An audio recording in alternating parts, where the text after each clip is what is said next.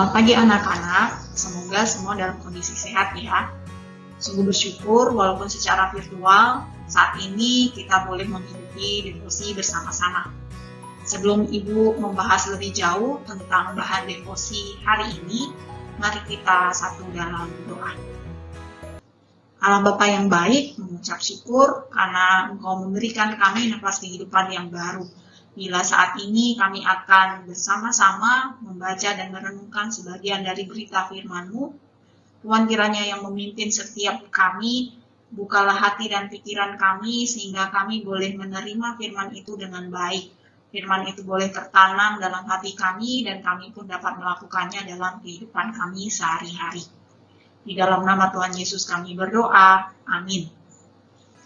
Nah, anak-anak, bahan devosi yang akan Ibu sampaikan di hari ini, Jumat 11 September 2020, masih menjadi rangkaian dari 7 dosa maut.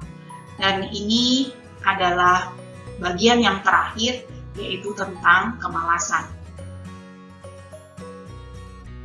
Memikirkan tentang kemalasan, mungkin ada beberapa dari kita yang kemudian menganggap bahwa dosa kemalasan adalah dosa yang sepele ataupun kurang berbahaya.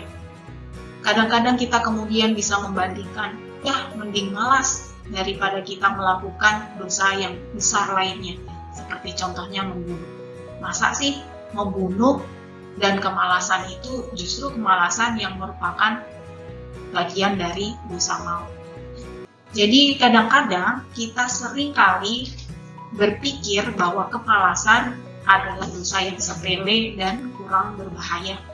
Namun demikian, anak-anak perlu menyadari bahwa kemalasan adalah dosa yang merusak. Mengapa dikatakan dosa yang merusak? Karena ketika kita melakukan suatu kemalasan, bisa saja kita kemudian melakukan dosa-dosa yang lainnya. Oleh karena itu, dosa kemalasan adalah bagian dari 7 dosa maut. Ada 2 bagian berita firman Tuhan yang akan kita baca bersama-sama. Yang pertama kita ambil dari Amsal 19 ayat 24. Bagi anak-anak yang sudah menyiapkan Alkitabnya di rumah masing-masing, mari kita membuka bagian firman Tuhan ini dari Amsal 19 ayat 24 dan kita bisa membacanya bersama-sama. Amsal 19 ayat 24. Si pemalas mencelup tangannya ke dalam pinggan, tetapi tidak juga mengembalikannya ke mulut. Pembacaan yang kedua kita ambil dari Amsal 24 ayat 33 sampai 34. Silakan bisa dibuka di rumah masing-masing Alkitabnya pada Amsal 24 ayat 33 sampai 34. Ibu akan membacakannya bagi kita semua. Amsal 24 ayat 33 sampai 34. Tidur sebentar lagi, mengantuk sebentar lagi, melipat tangan sebentar lagi untuk tinggal berbaring, maka datanglah kemiskinan seperti seorang penyerbu dan kekurangan seperti orang yang bersenjata. Nah, 2 pembacaan firman Tuhan tadi itulah yang melandasi kita membahas tentang kemalasan. Dalam bahasa Inggris, kemalasan berarti sloth. Sloth dalam bahasa Indonesia adalah hewan kungkang. Anak-anak bisa melihatnya pada video ini juga. Di layar ada gambar hewan yang sedang bergelantung di pohon. Nah, kungkang adalah hewan yang seperti itu. Ada beberapa fakta yang Ibu juga catatkan. Di situ dikatakan bahwa kungkang merupakan binatang paling lamban dan diam. Bahkan berkedip pun dilakukannya dengan gerakan yang lamban. Selain itu, 18-20 jam itu digunakan oleh kungkang biasanya hanya untuk bergantung terbalik, tidur, atau diam saja di pohon. Hewan kungkang juga hewan yang tidak bisa melompat dan juga berlari, karena itu tangan dan kaki kungkang itu berbeda dengan tangan dan kaki manusia. yang bisa dengan mudahnya melangkah di daratan. Nah, tapi Tuhan mendesain hewan kungkang dengan posisi jari atau kuku yang panjang seperti itu dan cocok bagi mereka untuk hanya bergantung di pohon. Nah, jika anak-anak membayangkan, lalu apakah yang dimaksud dengan kemalasan itu sama seperti yang dilakukan oleh kungkang ini? Kemalasan hanya tentang diam saja, tidak melakukan apa-apa. Nah, ternyata kemalasan tidak hanya tentang itu. Kemalasan bukan hanya tentang diam dan tidak berbuat apa-apa. Lalu, apa yang dimaksud dengan kemalasan yang akan kita bahas dalam bahan devosi kali ini? Nah, yang pertama, kemalasan merupakan sikap enggan melakukan sesuatu atau melakukan sesuatu dengan setengah hati atau asal-asalan. Ibu berikan contoh seperti ini. Saat ini kita harus belajar dari rumah, atau kita semua anak-anak dari SD Kristen Palopo melakukan pembelajaran secara online dari rumah masing-masing. Mungkin ada di antara kita yang merasa, di sekolah sana tidak seperti ini. Mengapa saya harus ikut belajar dari rumah dari pukul 8 sampai jam 1 siang? Lalu ada juga mungkin yang berpikir bahwa, daripada mengerjakan tugas, lebih baik saya nonton, lebih baik saya main game. Atau misalkan kita tahu kita sedang mendapatkan tugas untuk dikerjakan hari itu dan dikumpulkan hari itu, lalu kita berpikir, masih jam 8, Pak Handri nanti kasih tenggat waktunya jam 8 malam, jadi nggak apa-apa, nanti saya kerjakannya jam-jam 6 dekat jam 8 malam. Jadi anak-anak, mungkin ada beberapa dari kita yang berpikir seperti itu. Ada yang merasa, yang penting sudah mengerjakan, nanti juga dapat nilai. Tapi ternyata kita sedang mengerjakan tugas kita tidak dengan sungguh-sungguh. Kita mengerjakannya hanya dengan setengah hati atau malah asal-asalan. Dari mana guru-guru tahu bahwa kita itu mengerjakan dengan asal-asalan? Karena ketika guru-guru melihat hasil pekerjaanmu dan itu tidak sesuai dengan instruksi yang diberikan atau petunjuk yang diberikan oleh guru, maka kami guru-guru pun sebenarnya tahu ada di antara kalian yang ternyata tidak mengerjakan tugas yang diberikan oleh guru itu dengan sungguh-sungguh. Jadi kemalasan yang pertama berarti sikap enggan melakukan sesuatu atau melakukan sesuatu dengan setengah hati atau asal-asalan. Semoga kalian yang sedang mendengarkan devosi kali ini pun boleh mengingat bahwa tidak boleh kita itu kemudian mengerjakan sesuatu dengan asal-asalan atau dengan setengah hati.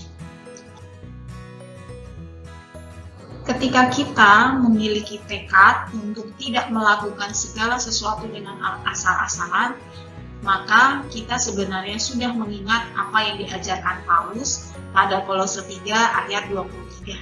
Apapun juga yang kamu perbuat, perbuatlah dengan segenap hatimu seperti untuk Tuhan dan bukan untuk manusia.